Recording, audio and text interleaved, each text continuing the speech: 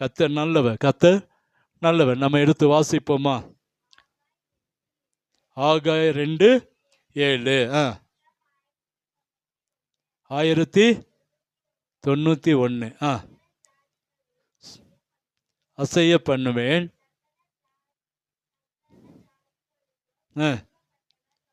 சகல ஜாதிகளிலும் விரும்பப்பட்டவர் வருவார். இந்த ஆலயத்தை மகிமையினால் நிறைய பண்ணுவேன் என்று சேனைகளின் கர்த்தர் சொல்லுகிறார். ஆமென். கரங்களை தட்டி அவருக்கு ஒரு நன்றி சொல்லுவோமா? கர்த்தர் இந்த வருஷத்துல நமக்கு கொடுத்திருக்கிற வாக்குத்தத்தம் கொஞ்சம் வித்தியாசமான வாக்குத்தத்தம் தான். அவர் நம்மை சகல ஜாதிகளும் அசைய பண்ணுவார், சகல ஜாதிகளாலும் விரும்பப்பட்டவர் வருவார், இந்த ஆலயத்தை மகிமையினால் நிறைய பண்ணுவேன் என்று சேனைகளின் கர்த்தர் சொல்லுகிறார். இந்த ஆலயத்தை, இந்த சரீரத்தை, நம்முடைய சரீரங்களை, நம்முடைய ஆலயத்தை மகிமையினால் நிறைய பண்ணுவார். அன்றைய கரத்தில் அர்ப்பணித்து ஜெபம் பண்ணுவோம். ஆண்டவரே, இந்த வார்த்தைக்காக நன்றி. இந்த வார்த்தை எங்கள் மத்தியிலே கடந்து வரட்டும். இந்த வாரம் நீர் எங்களோடு பேசும். உடைய நாமம் மகிமைப்படட்டும். எங்களை கிருபையாய் நேசிக்கிற அன்பின் நல்ல தகப்பனே, இந்த நேரத்தில் ஒரு விசை கூட நீர் என்னோடு எங்களோடு பேசும். அதற்கு எங்களை ஆயத்தப்படுத்துகிறோம். நீர் எங்களை சரிபடுத்த வேண்டும் என்று சொல்லி ஜெபிக்கிறோம். ஒரு விசை உங்களுடைய வார்த்தைக்குள்ளே எங்களை மறைத்து கொள்ளுங்க. உங்கள் நாமம் மகிமைப்படட்டும். நீர் என்ன சொல்ல வேண்டும் என்று சித்த வைத்திருக்கிறீரோ அதை சரியாய், நேர்த்தியாய், அழகாய், ஆண்டவரே ஆச்சரியமாய் எங்களோடு பேச வேண்டும் என்று சொல்லி ஜெபிக்கிறோம். உங்கள் நாமமா அத்தனை மகிமைப்படட்டும், ராஜ்யம் கட்டப்படட்டும். இயேசுவின் இன்ப நாமத்தில் ஜெபிக்கிறோம் அன்பின் நல்ல தகப்பனே. ஆமேன், ஆமேன். அல்லேலூயா. மீண்டுமாய் உங்களுக்கு நன்றி. கர்த்தர் உங்களை ஆசீர்வதிப்பாராக. இன்னைக்கும் நம்ம முதல் காரியம் சொல்றாரு, கர்த்தர் உங்களை என்ன செய்ய, சகல ஜாதிகளையும் அசைய பண்ணுவார், சகல ஜாதிகளையும் அசைய பண்ணுவேன்னு சொல்றார். இப்போ போன வாரம் நம்ம பார்த்தோம் எப்படி அசைய பண்ண போறார், யார் மூலமாய், எப்படி நடக்க போகுது, இதுக்கு நம்ம என்ன செய்யணும்னு சொல்லி போன வாரத்தில் நம்ம என்ன செஞ்சோம் பார்த்தோம். ஒரு 5 காரியங்களை போன வாரத்தில் பார்த்தோம். பேதுருவை குறித்து பார்த்தோம், மரியாதை குறித்து பார்த்தோம், எம்மாவூர் சீசர்களை குறித்து பார்த்தோம். இதன்படி நம்முடைய வாழ்க்கை மாற்றினா இந்த வருஷத்தில் நம்மை அசைய பண்ணுவார். அல்லேலூயா. அப்போ இன்னைக்கும் ஆண்டவர் நம்மோடு சொல்லக்கிற காரியம், கர்த்தர் நம்மை அசைய பண்ண போகிறார். இன்னைக்கு எத்தனையோ விதங்களில் ஆண்டவர் ஏன் நம்மளை அசைய பண்ணுவேன்னு சொல்றாருன்னு சொன்னால், இந்த அசைய பண்ணுகிறது என்பது என்னன்னா ஒரு உயிர்த்தெழுதல்னு அர்த்தம். அசைய பண்ணுது என்னது? ஒரு உயிர்த்தெழுதல். இப்போ நம்முடைய வாழ்க்கையில் ஒருவேளை இதுவரைக்கும் ஒருவேளை கட்டப்பட்டு, இதுவரைக்கும் நம்முடைய வாழ்க்கையில் ஒருவேளை சிக்குண்டு, அநேக காரியங்களை போராட்டத்தோடு, அடைக்கப்பட்ட வாசல்களோடு, வேறு எந்த காரியத்தையும் அனுபவிக்க முடியாதபடிக்கு ஓடிக்கொண்டிருக்கலாம். ஆனால் இந்த ஆண்டில் சொல்றாரு, உங்களுக்கு வாழ்க்கையில், நம்முடைய வாழ்க்கையில் ஒரு உயிர்த்தெழுதல்னா என்னது? ஒரு மறுரூபம், ஒரு மாற்றத்தை. இதுவரைக்கும் கட்டப்பட்ட, இதுவரைக்கும் அடைக்கப்பட்ட, இதுவரைக்கும் நம்முடைய வாழ்க்கையில ஒரு வேதனையான சூழ்நிலைகளை கர்த்தர் மாற்றுவேன் என்று சொல்லுகிறார். அல்லேலூயா. அப்ப இன்னைக்கு ஆண்டவர் ஏன் ஆண்டவர் அதை சொல்றாருன்னா, அவர் உயிர்த்தெழுந்த ஆண்டவர்.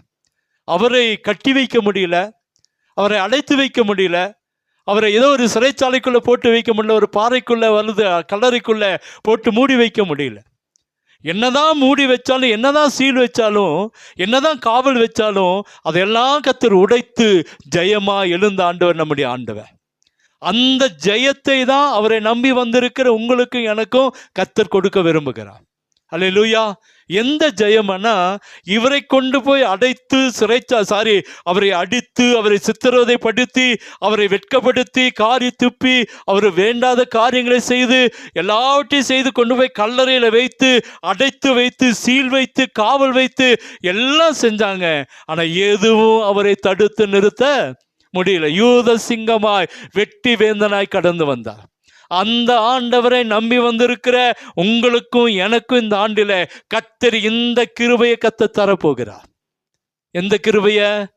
எத்தனை அடைப்புகள் வச்சாலும், எத்தனை நாசமோசங்களை நமக்கு விரோதமாய் பண்ணினாலும், எத்தனை பேர் நம்முடைய வாழ்க்கையை அழிக்க நினைச்சாலும், இதோடு இவர்கள் இல்லை என்று சொல்லுகிற அளவுக்கு வாழ்க்கையை மாற்ற நினைச்சாலும், கர்த்தர் ஒருவர் இருக்கிறார். அவர் மீண்டுமா நம்மளை உயிர் பெற செய்த இந்த ஆண்டிலே கர்த்தர் எப்படி ஜெயமாய் வெளியே வந்தாரோ, யூத சிங்கமாய் கிறிஸ்து ராஜாவாய் வெற்றி வேந்தனாய் வந்தாரோ, அதே போல உங்களுடைய வாழ்க்கையில் அடைக்கப்பட்ட இடத்திலிருந்து கர்த்தர் வெளியே கொண்டு வருவார். அல்லேலூயா. எந்த வியாதியில் அடைக்கப்பட்டிருக்கீங்களா, கட்டுகள் அறுக்கப்பட்டிருக்கீங்களா, கடன் அடைக்கப்பட்டிருக்கீங்களா, எல்லா இடத்திலிருந்து கர்த்தர் வெளியே கொண்டு வருவார்.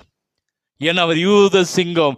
அடைக்கப்பட முடியல, அவரை கட்டி வைக்க முடியல, பாதுகாக்க முடியல. ஏன்னா அவர் யூத சிங்கமாய் உயிர்த்தெழுந்த ஆண்டவர். நீங்களும் நான் யாருடைய பிள்ளைங்க? அந்த யூத சிங்கத்தை நம்புகிறோம். உயிர்த்தெழுந்த ஆண்டவரை ஆராதிக்கிறோம். அந்த உயிர்த்தெழுந்த இயேசுவை இதுவரைக்கும் சாட்சியாய் வைத்திருக்கிறோம். நமக்கு முன்பாய் அவரை வைத்திருக்கிறோம். அவரை நம்பின பிள்ளைகளை கர்த்தர் கைவிடவே மாட்டார். அவர் அசைய பண்ணுகிற ஆண்டவர். என்ன செய்வாரு? அசைய பண்ணுகிற ஆண்டவர். நிச்சயமாய் ஒரு அற்புதத்தை வாழ்க்கையில் இந்த ஆண்டில செய்ய போகிறார். ஒரு சில காரியங்களை மாத்திரம் நேரம் இருக்கிற வரைக்கும் உங்களோடு கூட நான் சொல்ல விரும்புகிறேன். எடுத்து நீங்க வாசிங்க. ஆதியாகமம் புஸ்தகம் 7ஆம் அதிகாரம் 17ஆம் வசனம். ஆதியாகமம் புஸ்தகம் 7:17.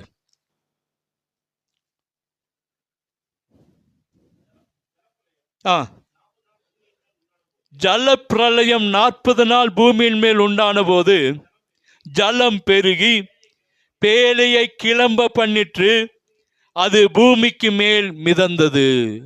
அல்லேலூயா. ஜல பிரளயம் 40 நாள் பூமியின் மேல் உண்டான போது ஜலம் பெருகி பேழையை கிளம்ப பண்ணிற்று. பேழையை கிளம்ப பண்ணிற்று, அது பூமிக்கு மேல் மிதந்தது. அது எப்ப மிதந்ததா?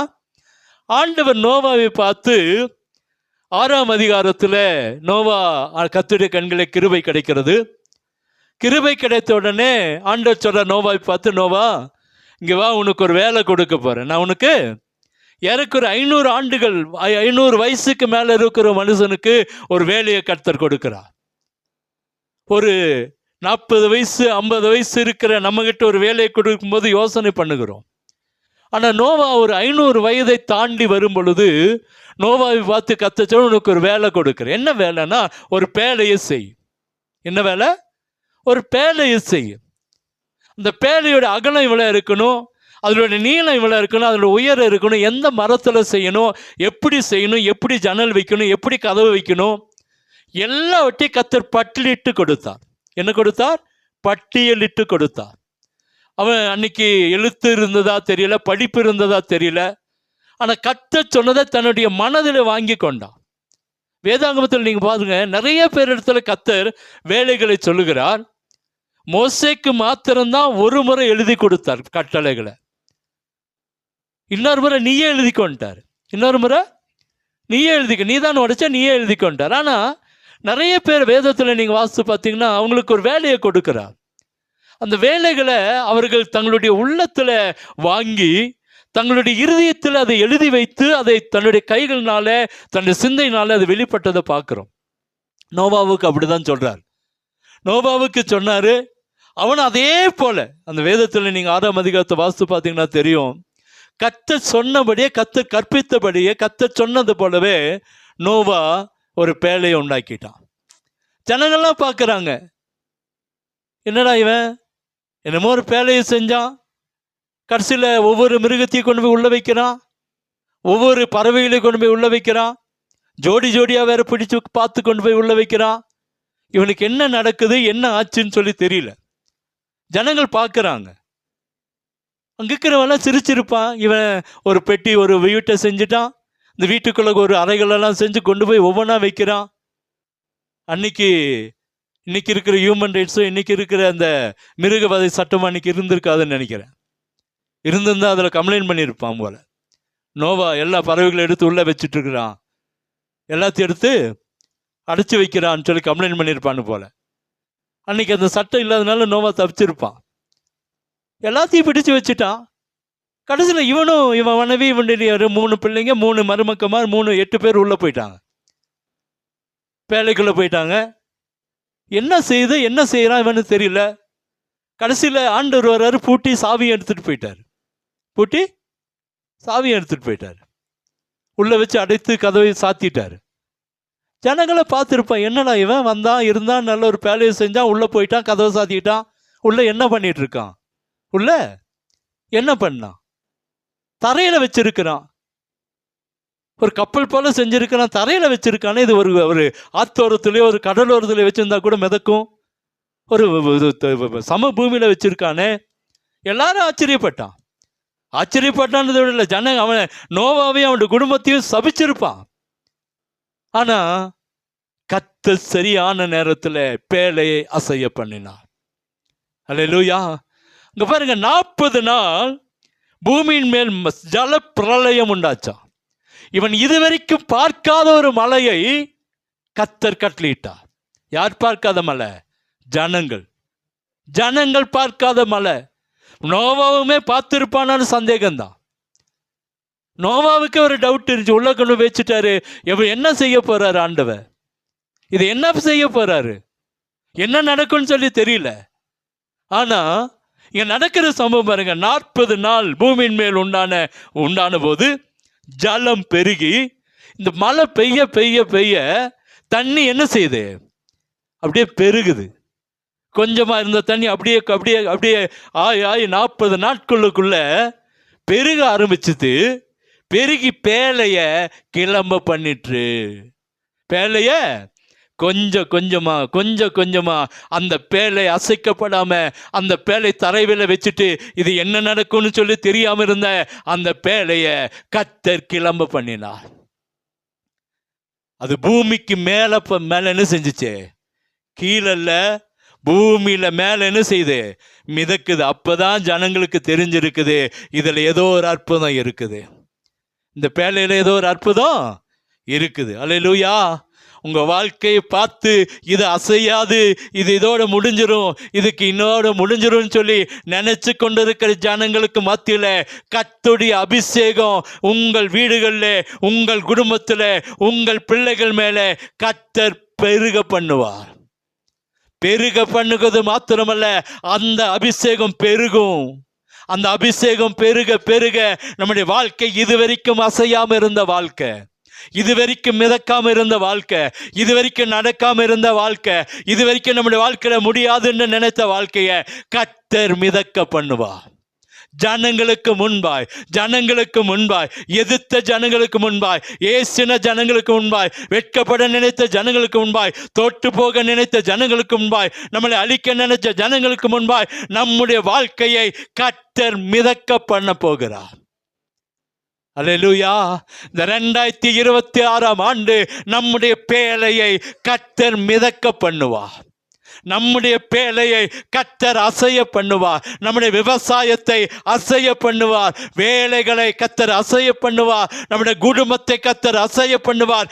இதுவரைக்கும் நடக்காத காரியம் நடக்கும். இதுவரைக்கும் நடக்காத காரியம் என் வாழ்க்கையில் அவ்வளவுதான். 4 நாள் ஆச்சு நாட்டம் எடுத்த லாசரு. ஜனங்கள் சொல்றான், ஐயா நாட்டம் எடுக்கும், பக்கத்துல போகாதீங்க, பக்கத்துல போகாதீங்க. 4 நாள் ஆயிடுச்சு, செத்து போய் 4 நாள் ஆச்சு, அடக்கம் பண்ணி 4 நாள் ஆச்சு. ஆண்டவரால முடியும், அந்த மனுஷனையும் உயிரோடு அசைய பண்ண முடியும். லாசருவே வெளியே வா என்று சொன்ன உடனே அவன் அப்படியே எழுந்து வந்தான். தன் சுட்டின சீலைகளோடு கூட, தன்னை எதெல்லாம் கட்டி வைத்திருந்தானோ அத்தனை கட்டுகளோடு கூட அவன் எழும்பி நின்று ஆண்டு சொல்றாரு, அவனுடைய கட்டுகளை அவிழ்த்து விடுங்க. இந்த வருஷத்துல கட்டுகளோடு எழும்பி நிற்க செய்வார். அந்த கட்டுகளை அவிழ்க்க கர்த்தர் ஆட்களை அனுப்புவார். உங்கள் வாழ்க்கை, நம்முடைய வாழ்க்கையை கர்த்தர் அசைய பண்ணுவா. யார் நினைச்சிருப்பா, வேலையை செஞ்சா, பிற பறவைகளை உள்ள வச்சா, மிருகங்களை உள்ள வச்சா, இவனும் குடும்பமா உள்ள போயிட்டா என்ன செய்ய போகிறான்? கர்த்தர் ஒரு திட்டத்தை வைத்து 2026 கர்த்தர் இந்த பேழைக்குள்ள உங்களை என்னை கர்த்தர் கொண்டு வந்திருக்கிறார். நிச்சயமா இந்த ஆலயத்தை மகிமையினால் நிறைய பண்ணுவா. உங்க குடும்பம் என்கிறதான ஆலயம், உங்கள் சரீரம் தான் ஆலயத்தை கர்த்தர் மகிமையினால எப்படி அசை பண்ணுவாரா? மகிமையினால. இது வரைக்கும் நினைச்சிருப்பான் இது ஒண்ணுக்கு உதவாத ஒரு பேலை, இது ஏதோ ஒரு காரியத்துக்கு வந்துருச்சு, ஏதோ கடவுள் சொன்னாருன்னு சொல்லிட்டு இருக்கு, ஏதோ என்ன சொல்லிட்டு இருக்குது, இயேசு இயேசுன்னு சொல்லி கூப்பிட்டு இருக்கு அப்படின்னு நினைச்சிருப்பான். இந்த வருஷத்துல உங்களுடைய வார்த்தையை கர்த்தர் கனம் பண்ண போகிறார். அல்லேலூயா. உங்கள் மூலமாய் கர்த்தர் ஒரு பெரிய அற்புதத்தை இந்த ஆண்டில கர்த்தர் செய்ய விரும்புகிறார். பேலை பாருங்க, அழகு ஜல பிரளயம் 40 நாள் பூமியின் மேல் உண்டான போது இந்த ஆலயத்தை ஆரம்பித்து 40 ஆண்டுகளை முடிக்க போகிறோம். 41வது ஆண்டை இந்த வருஷத்துல கொண்டாட போகிறோம். 40 ஆண்டுகள் அசையாத அந்த ஆலயம், 40 ஆண்டுகள் நடக்காத அற்புதம் 41வது ஆண்டில் இந்த வருஷத்துல இந்த 2026 கர்த்தர் நிச்சயமா ஒரு அற்புதத்தை நம்ம வாழ்க்கையில செய்து முடிக்க போகிறார். அல்லேலூயா, அல்லேலூயா. சந்தோஷமா இல்லையா? கர்த்தர் பேழையை மிதக்க பண்ணுவார். 2வது பாருங்க, 7:20 வாசிங்களேன். அது 7:20. மூடப்பட்ட மலைகளுக்கு மேலாய் 15 முழ உயரத்தில் ஜலம் பெருகுச்சு. அல்லேலூயா. இப்படியே மழை வருது, பயங்கரமான மழை, பேலை அப்படியே மிதக்குது, போயிட்டே இருக்கு. எவ்வளவுனா 15 முழம். எவ்வளோங்க? ஏறக்குறைய 22-23 அடிக்கு தண்ணி நிற்கிறது. எத்தனை அடி? 23 அடிக்கு மேல. ஒரு முழம் எத்தனை அடிங்க? ஒரு முழம் 3 அடி. அப்போ எத்தனை முழம்? 15 முழம்னா 45 அடி. சாரி, 45 அடி. அப்படிதானே? 15 முழம்னா 45 அடி. 45 அடிக்கு மேல தண்ணி என்ன செஞ்சுச்சு? ஜலம் பெருகுச்சு. ஆனா இந்த படகை, இந்த பேழைய ஒரு சேதமும் செய்ய முடியல. இயற்கைக்கு மாறான ஒரு காரியம் நடக்குது. இயற்கைக்கு இன்னைக்கு நமக்கு ஒரு சாதாரண ஒரு 2 அடி தண்ணி வந்துருச்சுனாலே ஜனங்கள் நடக்க முடியல. மலையில பார்க்குறோம்ல, சென்னையிலலாம் மழை அடிச்சா என்ன முடியல, நடக்க முடியல. எத்தனை அடி வருது? 2 அடி 3 அடி தண்ணி தான். ஆனால் 45 அடி தண்ணி வந்தும் இந்த பேலை என்ன செய்ய முடியல? அழிக்க முடியல. இந்த வருஷத்துல ஒருவேளை நமக்கு விரோதமாய் ஒரு பெரிய காரியம் நடக்கலாம். இந்த 15 அடி தண்ணீரை எப்படி இந்த பேலை தாங்கும்? எப்படி இந்த பேலை அழியாம இருக்கும் நினைக்கிறீங்களா? கர்த்தர் நம்மோடு இருக்கிறார். எத்தனை பெரிய அழிவு வந்தாலும் இந்த பேழைய, இங்க இருக்கிற உங்களையும் என்னையும் கர்த்தர் நிச்சயமாய் அற்புதமாய் நடத்த போகிறார். அல்லேலூயா. அப்ப என்ன ஆண்டவர் சொல்றாருன்னா, அழிவு என்பது இல்ல, அழிவு என்பது, பாதிப்புன்றது இல்ல. கர்த்தருடைய பேழைக்குள்ள நம்ம இருக்கிறோம், கர்த்தருடைய மகிமைக்குள்ள இருக்கிறோம். எத்தனை அடிக்கு அந்த ஆங்காரமாய் அல்லது சத்துருடைய கிரைகள் பயங்கரமாய் வெளிப்பட்டாலும் கர்த்தர் நம்மளை கைவிடவே மாட்டான். அல்லேலூயா. அங்க அழகா சொல்லுது பாருங்க, மூடப்பட்ட மலைகளுக்கு மேலாய். எங்க? திறந்த மலை இல்ல. இந்த மலையில நமக்கு எப்படி இருக்கு? மூடப்பட்டு இருக்குது. நம்ம நிலைகள்ல நிறைய மலைகள் என்ன செய்யுது? சுத்தியும் மூடப்பட்டிருக்கு. அந்த மூடப்பட்ட மலைகளுக்கு மேலாய் என்ன செஞ்சான்? 15 முழ உயரத்துக்கு என்ன செஞ்சான்? ஜலம் பெருகிச்சு. தேவ பிள்ளைகளுக்கு ஒரு பாதிப்பு கூட இல்லை. தேவ பிள்ளைகளுக்கு நிச்சயமா சொல்றேன், நீங்க எழுதி வச்சுங்க, நான் ஆண்டவரை நேசிக்கிறது உண்மைனா, நீங்களும் நானும் தேவனை நேசிக்கிறது உண்மைன்னு சொன்னா, அந்த தேவனுடைய ஆலயத்துக்குள்ள நீங்கள் இருக்கிறது, நான் இருக்கிறது உண்மைன்னு சொன்னா, அந்த பேழைக்குள்ள நீங்களும் நானும் வந்துட்டோன்றது நிச்சயம்னு சொன்னா, நிச்சயமா இந்த ஆண்டில நம்மளை அழிக்க ஒருவனும் முடியாது. இன்னைக்கு அரசியல்வாதி சொல்லுவான், எந்த கொம்பனாலும் என்ன அழிக்க முடியாதுன்றான். நம்ம இன்னைக்கு அறிக்கை பண்ணுவோம், எந்த கொம்பனாலும், எந்த சத்துருவாலும், எந்த பிசாசாலும் உங்களையும் என்னையும் அழிக்க முடியாது. பாருங்க, யோபு ஆசீர்வாதமா வேலி அடைக்கப்பட்டவன், நல்லா இருக்கு அவனுடைய வாழ்க்கை, அவனுடைய சாட்சியெல்லாம் பார்த்தீங்கன்னா ரொம்ப நல்லா இருக்கு. பிசாசு யார் மேல கவனம் வைக்கிறான்னா, யாரெல்லாம் ஆண்டவர் அதிகமா நேசிக்கிறோமோ, யாரெல்லாம் ஆண்டவர் மேல அதிகமா அன்பு வைக்கிறோமோ அவங்க வாழ்க்கையில தான் பிரச்சனை இருக்கு. பிரச்சனை இல்லைன்னா நீங்களும் நானும் என்ன இல்லை, ஆண்டோடைய அன்புக்குள்ள இல்லைன்னு அர்த்தங்க. நீங்க நினைக்கலாம், ஏன் எனக்கு மாத்திரம் பலம் வேணும், ஏன் எனக்கு மாத்திரம் பிரச்சனை, ஏன் எனக்கு மாத்திரம் அடிப்படுது, ஏன் எனக்கு மாத்திரம் கையில் காலில் இல்லை குடும்பத்தில் அல்லது வியாதி, ஏன் கடன் அப்படின்னா ஆண்டவரை நேசிக்கிறோன்னு அர்த்தம். இன்னும் நேசிங்கன்றார் ஆண்டவர், இன்னும் நேசிங்க. எனக்கு கற்றுக் கொடுத்தது அதுதான். என்னுடைய வாழ்க்கையில் நான் யாரையுமே குறை சொல்ல. ஆண்டவர் என்னிடத்துல உணர்த்துகிற ஒரு காரியம் நான் பாஸ்டர்ஸ் எல்லாம் என் வீட்டுக்கு வரும்போது சொல்லுவேன், என்னை ஏதோ ஒரு விதத்தில் ஆண்டவர் என்ன செய்கிறாரு, நேசிக்கிறார். இந்த வருஷத்தில் பார்த்தீங்கன்னா ஒரு ஊட்டியில் இருக்கிற அத்தனை பாஸ்டர் எங்கள் வீட்டுக்கு வந்துட்டாங்க. பிரிஞ்சிருந்துச்சு, 7 டினாமினேஷனாக பிரிஞ்சிருந்துச்சு. 7 பாஸ்டர்ஸ் ஃபெலோஷிப் ஊட்டியில், டினாமினேஷன் இல்லை, பாஸ்டர்ஸ் ஃபெலோஷிப். எனக்கு அடிபட்ட உடனே எல்லா ஃபெலோஷிப்லேருந்து பாஸ்டர்ஸ் வராங்க, எல்லா ஃபெலோஷிப்லேருந்தும் பாஸ்டர்ஸ் வந்து ஜெபம் பண்ணுறாங்க.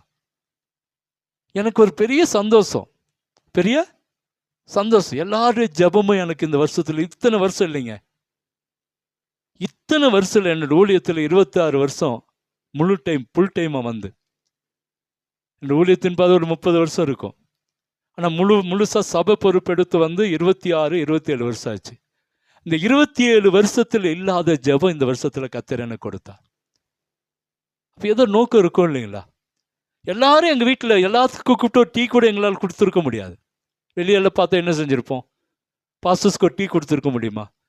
ஆனால் எங்கள் வீட்டில் இருக்கிற ஒரு தண்ணியவாது அவங்களுக்கு கொடுத்து இந்த வருஷத்தில் எல்லாரையும் போஷிக்க கர்த்தர் கிருபை கொடுத்தா. செலவுகள் ஒரு பக்கம் இருக்கட்டும், ஆனால் எனக்கு ஒரு சந்தோஷம் என்னென்னா, எல்லாம் உடைய கண்ணுக்கு ஒரு டம்ளர் தண்ணியாவது கொடுத்துருக்கேன் எங்கள் வீட்டில். அல்லேலூயா. அப்போ இதெல்லாம் ஆண்டோடைய சித்தம் இல்லாமல் எதுவும் என்ன செய்யாது, நடக்காது. அப்போ ஆண்டவர் அங்கே அழக சொல்றார். அந்த யோபு ஆண்டவர் அதிகமாக நேசிக்கிற மனுஷன், பிசாசு போய் நிற்கிறான். நின்ன உடனே ஆண்டு கேட்க, யோபின் மேல் கவனம் வச்சுட்டியா? First time. 2வது டைம் சொல்கிறான், நீ அவனுக்கு இருக்கிறதெல்லாம் ஆசீர்வாதத்தெல்லாம் எடுத்துட்டான், ஆனால் சரீரத்தை பலனோடு இருக்கானே, சரீரத்தில் பலனோடு இருக்கான்.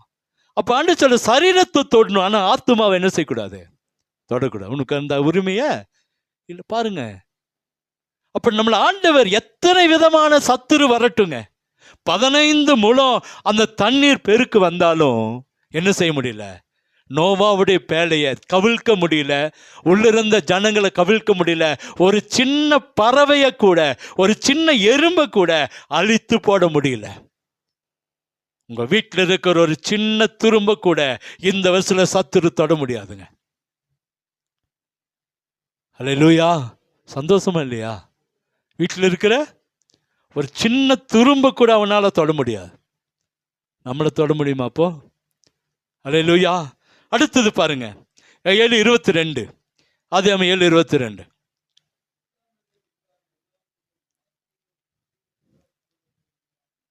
வெட்டாந்தரையில் உண்டான எல்லாவற்றிலும் நாசியில் ஜீவ சுவாசம் உள்ளவைகள் எல்லாம் என்ன செஞ்சு, எல்லாம் செத்து போச்சு. நோவாவுடைய பேழைக்குள்ள இருந்த ஜீவராசிகள் மாத்திரம்தான். அவன் எதையெல்லாம் பிடிச்சு, அவன் எல்லாம் பார்த்த, என்னடா 2 மிருகத்தை, 2 ஆட்டை, 2 மாட்டை, 2 ஒட்டகத்தை, 2 கழுதி உள்ள கொண்டு போயிட்டு இருக்கான். ஆனா அன்னைக்கு தான் தெரியுது, இவன் எதையெல்லாம் உள்ள வச்சானா அத்தனை உயிரோடு இருந்தது, வெளியிருந்த அத்தனையும் செத்து போச்சு. அல்லேலூயா. இந்த வருஷத்துல நீங்களும் நானும் பார்க்க போறோம், நமக்கு முன்பாய் நம்முடைய பிரச்சனைக்கு வேதனைக்கு காரணமான அத்தனையும் அழிந்து போகும். அல்லேலூயா. சொல்லப்படி வெட்டாந்தரில் உண்டான எல்லாவற்றிலும் நாசியில் ஜீவ சுவாசம், அப்படிதான் இருக்கு,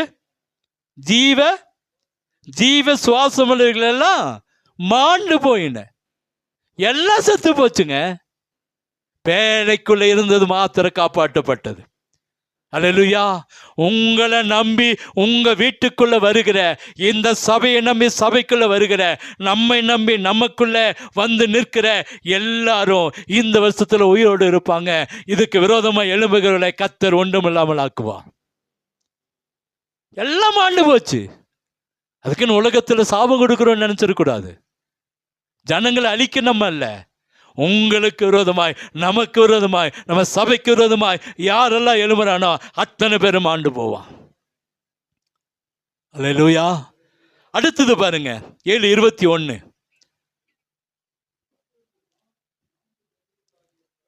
மாம்ச ஜந்துக்களாகிய பறவைகளும் நாட்டு மிருகங்களும் காட்டு மிருகங்களும் பூமியின் மேல் ஊறும் பிராணிகள் யாவும் எல்லா நர ஜீவன்களும் பூமி மேல் சஞ்சரிக்கவள் யாவும் ஆண்டுச்சான்.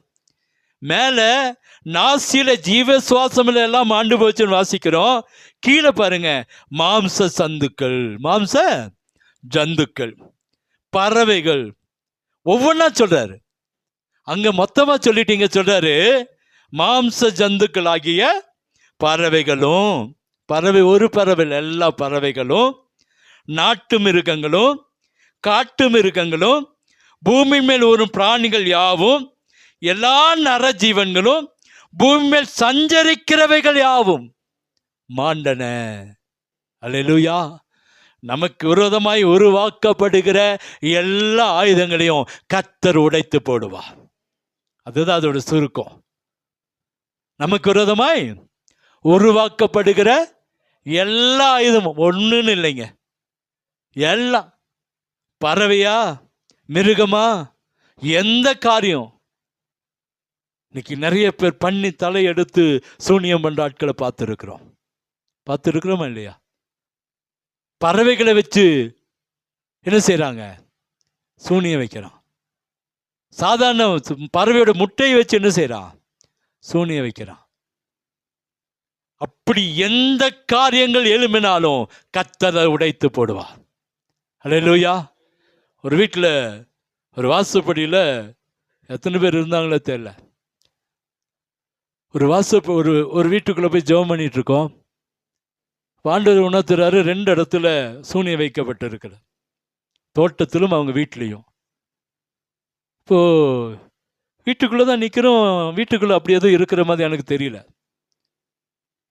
வீட்டுக்குள்ளே பார்த்தேன், அந்த மாதிரி அந்த அந்த ஃபீலிங் நமக்கு வரல. தண்ணி எடுத்துட்டு தெளிச்சிடலாம், வீட்டை சுற்றி தெளிச்சிடலான்னு சொல்லிட்டு முதல்ல அந்த வாசப்படியில் தெளிச்சங்க. அந்த வாசப்படியிலேருந்து ஒரு வெடிப்பு உண்டாகி உள்ளிருந்து அப்படியே ஒரு பன்னி தலை வந்து விழுகுது. என்னது? வாசப்படியில் எப்படி வச்சிருப்பான்? அந்த மேலே ஏறுற அந்த வாசப்படியில். இதே நம்ம சபைக்கு வந்த ஒரு குடும்பத்தில் தான் நடந்தது. இன்னொரு இது ஜெபிக்க ஆண்டவர் உணர்த்துற தோட்டத்தில் ஒரு சூனியம். அந்த தோட்டத்தில் இதே போல ஒரு பன்னியில வச்சு என்ன வச்சிருக்கான்? சூனியம் வச்சிருக்கான். இன்னைக்கு ஒருவேளை நமக்கு விரோதமா இப்போ இவங்களை இங்கெல்லாம் இருக்கிறவங்களுக்கு தெரியும்.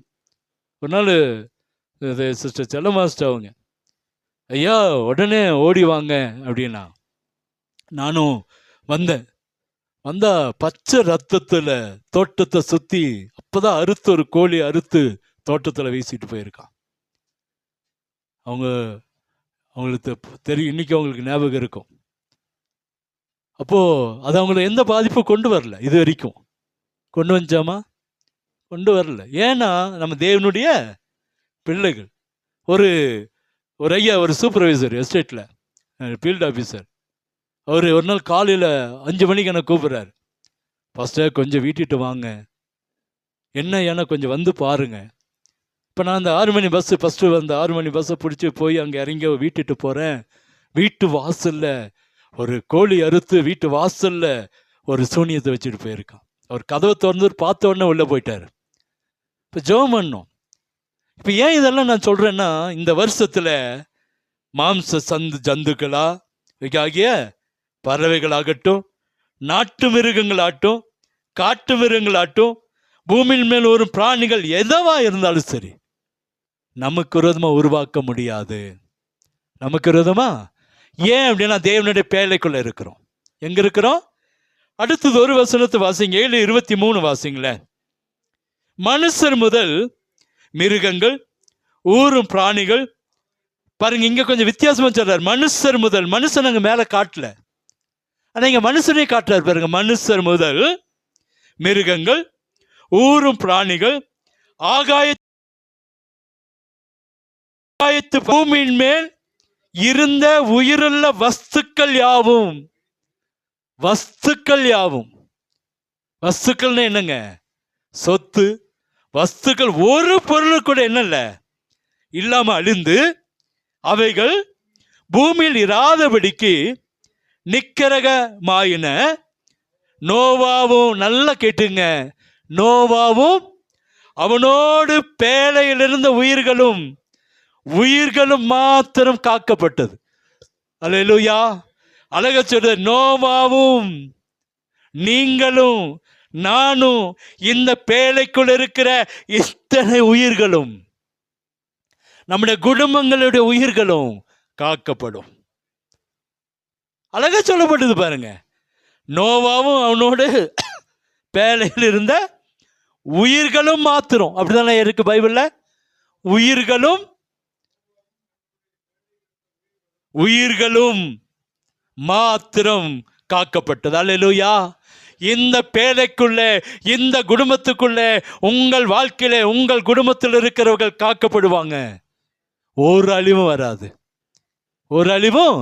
வராது. எத்தனை முழத்துக்கு பிரச்சனை வரட்டும், எத்தனை வேதனைகள் வரட்டும், எத்தனை விதத்தில் சூனியங்கள் செய்யட்டும், எத்தனை விதத்தில் மந்திரங்கள் செய்யட்டும், எத்தனை விதத்தில் நம்மளை அழிக்க எத்தனை பண்ணட்டும், சபைக்கு விரோதமாய், ஊழியத்துக்கு விரோதமாய், குடும்பத்துக்கு விரோதமாய், உங்களுக்கு விரோதமாய் எத்தனை காரியங்கள் நடக்கட்டும், கர்த்தர் இந்த பூமியின் மேல் நம்முடைய பேழையை கர்த்தர் மிதக்க பண்ணுவார்.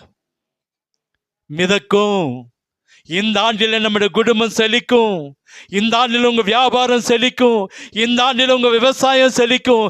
இந்த ஆண்டிலும் கடன்கள் மாறும், உங்கள் வியாதிகள் மாறும், உங்கள் தோல்விகள் மாறும், உங்கள் நஷ்டங்கள் மாறும். நிச்சயமாய் கர்த்தர் ஒரு அற்புதத்தை இந்த ஆண்டில் செய்து இந்த ஜனங்களுக்கு முன்பாய் நம்முடைய பேழையை, நம்முடைய குடும்பத்தை, நம்முடைய வீட்டை, நம்முடைய தோட்டத்தை, நம்முடைய சரீரத்தை, நம்முடைய குடும்பத்தில் இருக்கிற எல்லாரையும் கர்த்தர் இந்த பூமியின் மேலே மிதக்க பண்ணி கர்த்தர் நம்மை ஆசீர்வதிக்க போகிறார்.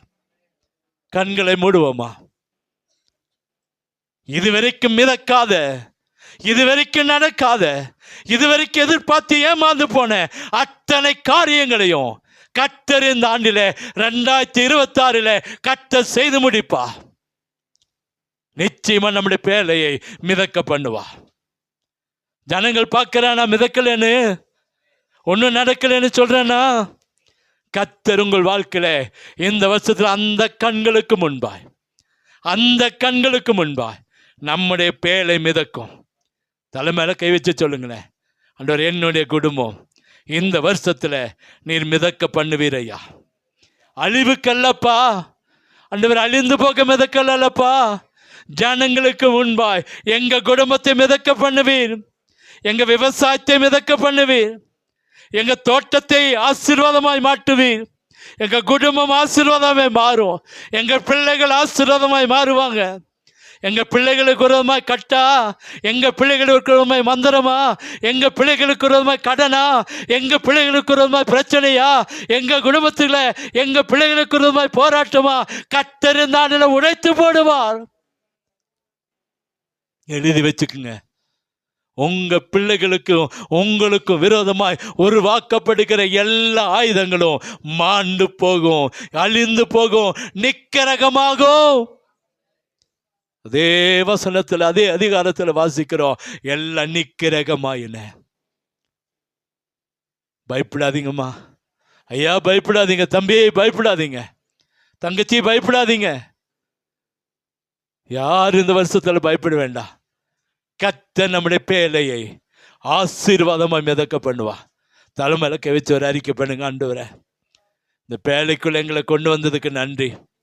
ஆண்டவரே, எங்களுடைய வாழ்க்கையை மிதக்க பண்ண பொருள நன்றி. ஆண்டவரே, ஒரு அற்புதத்தை செய்யுங்கப்பா, ஒரு அற்புதத்தை செய்யுங்கப்பா. எங்க வாழ்க்கை இந்த ஜனங்களுக்கு முன்பாய் ஆச்சரியமாய் நடத்துங்கப்பா. அற்புதம் நடக்கட்டும் என்று சொல்லுவோம். எங்களை கிருபையாய் நேசிக்கிற அன்பின் நல்ல தகப்பனே, இந்த காலை வேளையில உம்முடைய சமூகத்தில் வந்து உம்மை நோக்கி பார்க்கிறோம். கொடுத்த வார்த்தைக்காய் நன்றி. அங்கே என்ன நடக்கும்னு நினைச்சிட்டு இருக்கோம்ப்பா. இங்கே பேலை மிதக்குமா? உங்க பேலைக்குள்ள வந்துட்டோம். இது எப்படி போகும்? எப்படி கரை சேரும்? இது எங்க போகும்? இந்த பேலைக்குள்ள எங்களுக்கு அழிவு வந்துருமா, நாசமாசம் வந்துருமா நினைச்சிட்டு இருக்கோப்பா. இல்லைன்றதை நீங்க உறுதிப்படுத்திட்டீங்கப்பா. இந்த பேலையை மிதக்க பண்ணி ஆசீர்வதிக்க போறீங்கன்றதுக்காக நன்றி ஆண்டவரே. வந்திருக்கிற ஒவ்வொருவரையும் ஆசீர்வதிங்க. வியாதிகள் மாறட்டும், கடன்கள் மாறட்டும், இல்லாத நிலைமைகள், வறுமைகள், தரித்திரங்கள் மாறட்டும், பலவீனங்கள் மாறட்டும். எல்லாட்டும் கரம் இருந்து வழிநடத்த வேண்டும் என்று சொல்லி ஜெபிக்கிறேன். துதியும் கனமும் மகிமையும் உமக்கே செலுத்துகிற ஆண்டவரே. எல்லாற்றின் நன்மைகளும் கிருபைகளும் உண்டாட்ட அற்புதம் நடக்கட்டும். இயேசுவின் இன்ப நாமத்தில் ஜெபிக்கிறோம் அன்பின் நல்ல தகப்பனே. ஆமென், ஆமென்.